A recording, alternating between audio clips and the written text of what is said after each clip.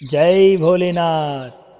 शिव सूत्र में भगवान शिव ने कहा कि आप अपनी तरफ देखो, न तो पीछे न आगे, कोई तुम्हारा नहीं है। कोई भी संबंध तुम्हारी आत्मा नहीं बन सकता, तुम्हारे अतिरिक्त तुम्हारा कोई मित्र नहीं हो सकता। नमस्कार दोस्तों, मैं आपका मित्र सावर चौधरी आप सभी भक्तगणों का एक बार फिर से शिव महापुराण कथा सार के इस पावन वीडियो में हार्दिक स्वागत करता हूँ। दोस्तों, शिव महापुराण कथा सार का आज हमारा 16वां दिवस है। इससे पूर्व के वीडियो में हमने अत्रीश्वर का प्राकट्य एवं मंदाकिनी गंगा का आविर्भाव के प्रसंग को जाना और आज के इस वीडियो में हम वाचन शुरू करेंगे नर्मदा के तट पर नंदिकेश्वर का प्रादुर्भाव। हे मुनीश्वरों, इस प्रकार मैंने अत्रीश्वर की उत्पत्ति एवं महात्म्य आपसे कहा, जो समस्त मनोरथों को पूर्ण कर भक्ति को बढ़ाने वाला है। सूत जी कहते हैं कि हे सुव्रतो, रेवा नदी के तट पर जितने शिवलिंग है उनकी गणना नहीं की जा सकती। रुद्र स्वरूप वह रेवा दर्शन मात्र से पापों का नाश करती है और उसमें जो भी पाषाण स्थित है वे शिव स्वरूप है।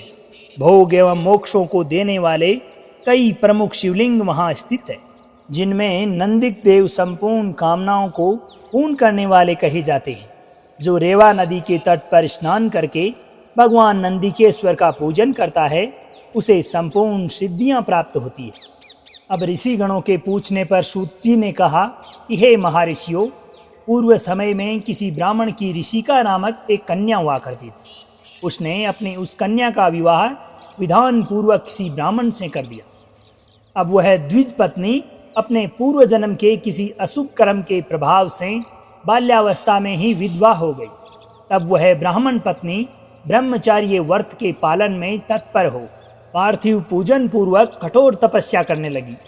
उसी समय महामायावी मूढ़ नामक दुष्ट असुर कामबाण से पीड़ित होकर वहां गया तथा तपस्या करती हुई उस सुंदरी स्त्री को देखकर अनेक प्रकार का प्रलोभन देकर उसके साथ सहवास याचना करने लगा। अब तपस्या में संलग्न उस ब्राह्मणी द्वारा तिरस्कृत हुए उस दैत्य ने उस पर अत्यंत क्रोध उत्पन्न किया। अपना विकट रूप दिखाते हुए दुर्वचन कहकर उसे डराने लगा। तब शिव परायण वह द्विज पत्नी भयभीत होकर अत्यंत व्याकुल हो भगवान शिव का नाम जपने लगी। अपने धर्म की रक्षा के लिए शिव जी की शरण में चली गई। तब शरणागत की रक्षा, सदाचार की स्थापना तथा उस ब्राह्मणी को आनंद प्रदान करने हेतु सदा शिव भगवान शंकर वहीं साक्षात प्रकट हो गए। भक्त वत्सल भगवान शंकर ने उस दैत्यराज मूढ़ को तत्काल वहीं भस्म कर दिया और ब्राह्मणी की ओर कृपा दृष्टि से देखते हुए कहा कि वर मांगो। तब ऋषिका बोली कि हे देवदेव महादेव, आप मुझे अपने चरणों की परम उत्तम एवं अनन्य भक्ति प्रदान कीजिए प्रभु।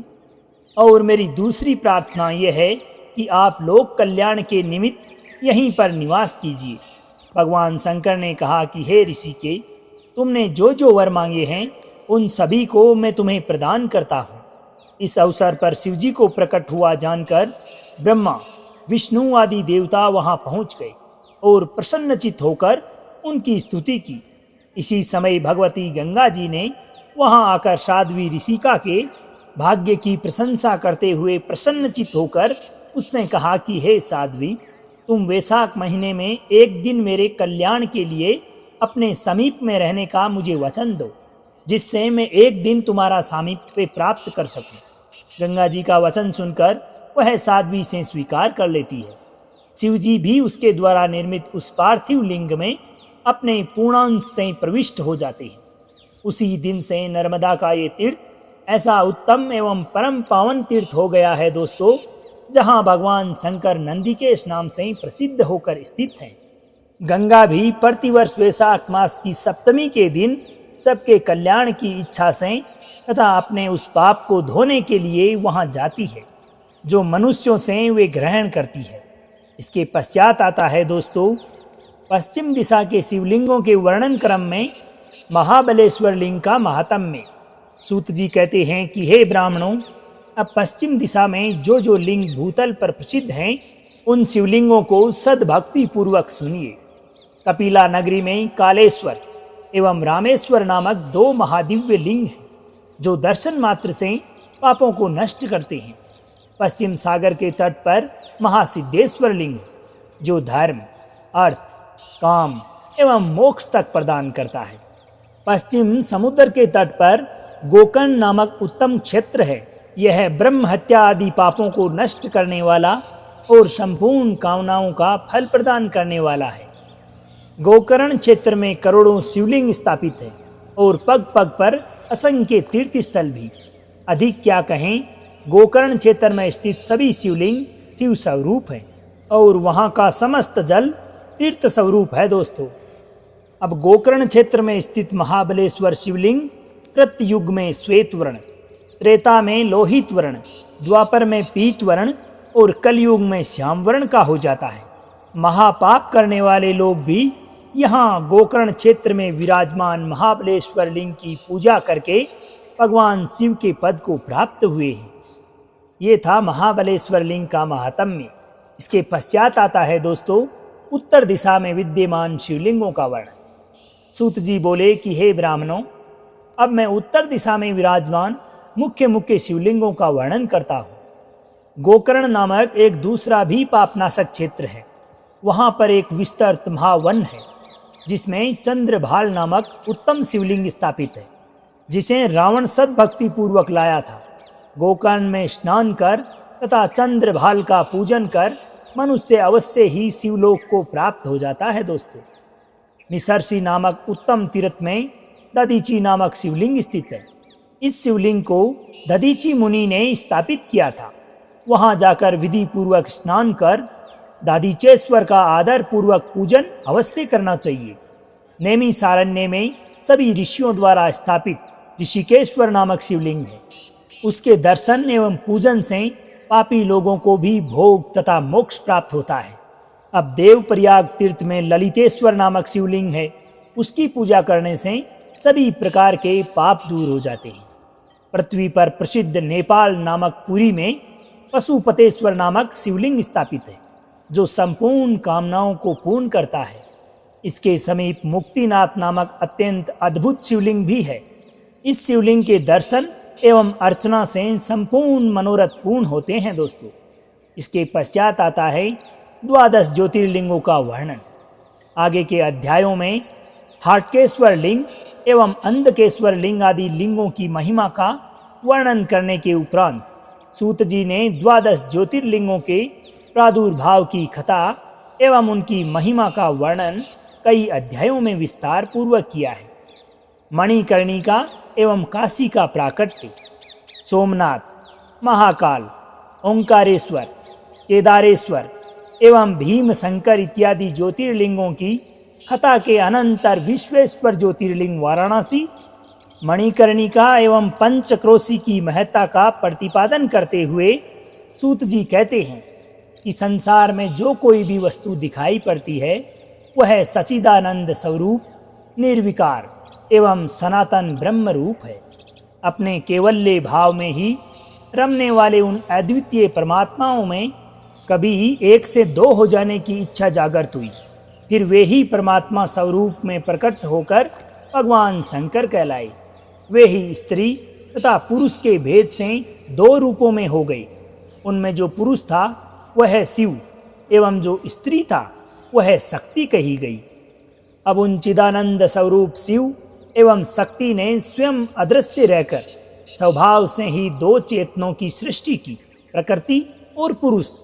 जब इस प्रकृति और पुरुष ने अपनी जननी एवं जनक को नहीं देखा तब वे महान संशय में पड़ गए। उस समय निर्गुण परमात्मा से आकाशवाणी प्रकट हुई कि तुम दोनों तप करो, उसी से उत्तम सृष्टि होगी। तब निर्गुण शिव ने अंतरिक्ष में स्थित सभी सामग्रियों से युक्त पंचक्रोश परिमाण वाला एक शुभ तथा सुंदर शहर बनाया, जो कि उनका अपना ही स्वरूप था। उस नगर को भगवान शंकर ने पुरुष रूप विष्णु के समीप भेज दिया। विष्णु ने सृष्टि की कामना से शिवजी का ध्यान करते हुए काल पर्यंत तप किया।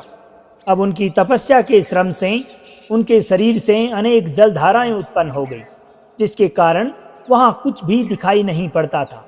तब इस आश्चर्य को देखकर भगवान विष्णु ने अपना सिर हिला दिया उसी समय विष्णु के कान से एक मणि गिर गई। वही मणिकर्णिका के नाम से एक महान तीर्थ स्थित हो गया। जब वह पंचक्रोशात्मक नगरी जलराशि में डूबने लगी, तब निर्गुण शिव ने उसे शीघ्र ही अपने त्रिशूल पर धारण कर लिया और विष्णु ने अपनी पत्नी प्रकृति के साथ वहीं शयन किया। तब उन्हीं के नाभिक कमल से ब्रह्मा प्रकट हुए। उन्होंने ब्रह्मांड में 14 लोकों का निर्माण किया।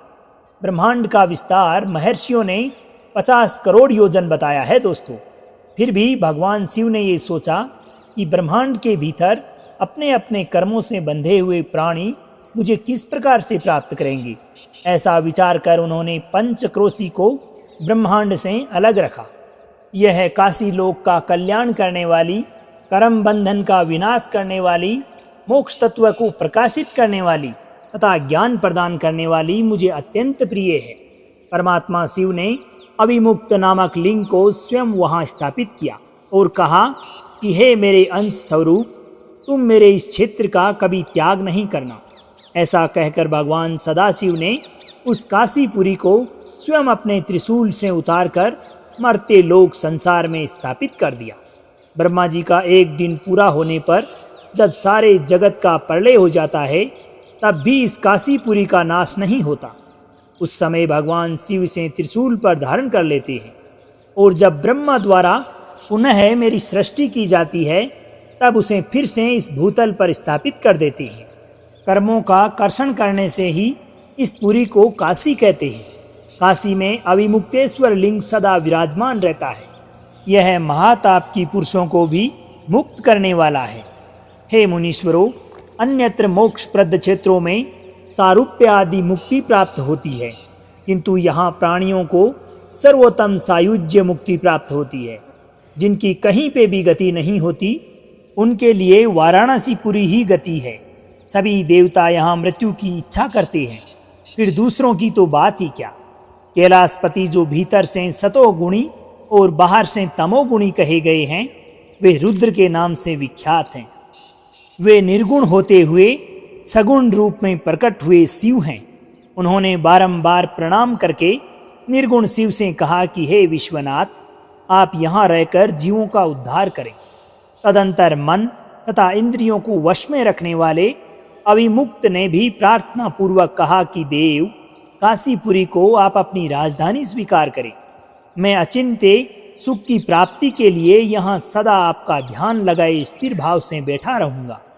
आप ही मुक्ति देने वाले तथा संपूर्ण कामनाओं के पूर्ण करता हैं, दूसरा कोई नहीं।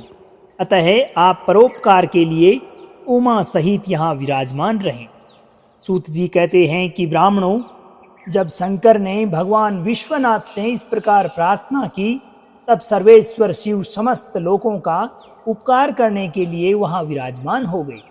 जिस दिन से भगवान शिव काशी में आ गए, उसी दिन से काशी सर्वश्रेष्ठ पुरी हो गई। ये था दोस्तों मणिकर्णिका एवं काशी के प्राकाट्य का प्रसंग। आज के इस वीडियो में हम यहीं तक वाचन करेंगे। उम्मीद है कि आपको वीडियो पसंद आई होगी। अगर वीडियोज की ये सीरीज आपको पसंद आ रही है, तो इसे अपने सगे संबंधियों, दोस्तों तथा रिश्तेदारों के साथ साथ अपनी माताओं बहनों के साथ में भी ज़रूर शेयर करें, ताकि उन्हें भी शिव महापुराण कथा सार से उचित लाभ मिल सके। अगले वीडियो में हम बात करेंगे वाराणसी तथा विश्वेश्वर का महात्म्य के प्रसंग के बारे में। तो दोस्तों, अब आज्ञा दीजिए आपके मित्र सांवर चौधरी को। मिलते हैं अगले वीडियो में। जब तक के लिए खुश रहिए, मुस्कुराते रहिए, जीवन में आगे बढ़ते रहिए और प्रेम से बोलिए श्री राधे राधे।